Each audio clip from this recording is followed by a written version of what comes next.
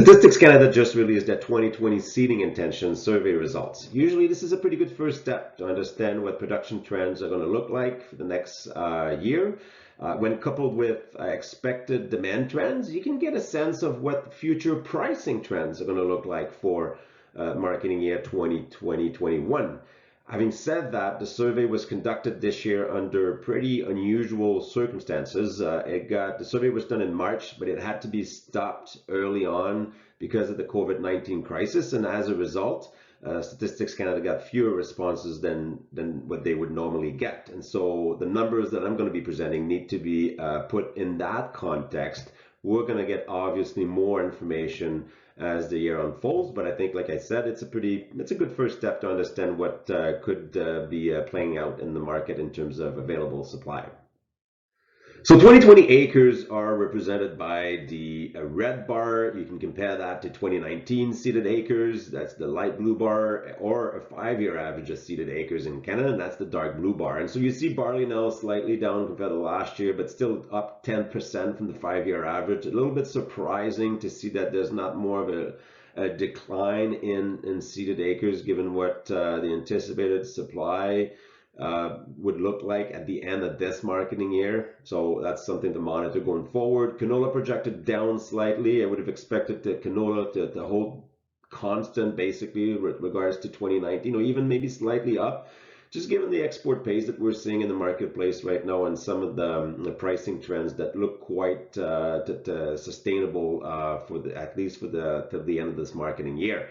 Corn is projected up about 3% from last year. This is surprising given some of the demand destruction that we've seen, especially on the US side of the market. Having said that, early March, the pricing trend for corn was not as bad as we're currently seeing right now. And so perhaps, we're going to see a little bit of a decline in corn acres in 2020 relative to 2019.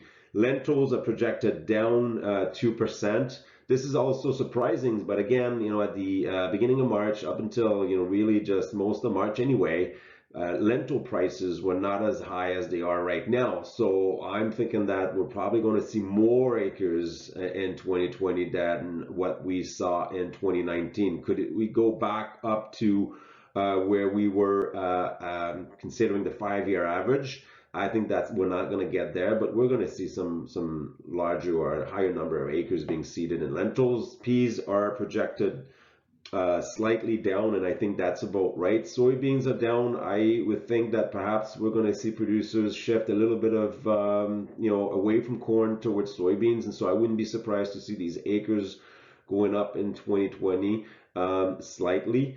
Durum wheat up about 6 or 7%. Maybe we could see actually a little bit more of a response, or a positive response, in terms of seeded acres for durum. And then spring wheat on the far right, projected slightly down actually at 0.1%. So it's really flat, projected flat. And I think that makes sense as well, considering some of the positive pricing trends early on in the month of March that we saw. We saw a bit of a rebound in wheat prices because of some of the supply limitations or export restrictions coming out of Russia. And so despite global wheat production going to be abundant, or a global supply of wheat going to be abundant, I do think that we're not going to see a decline in wheat acres. And so something like we're seeing right now makes sense to me.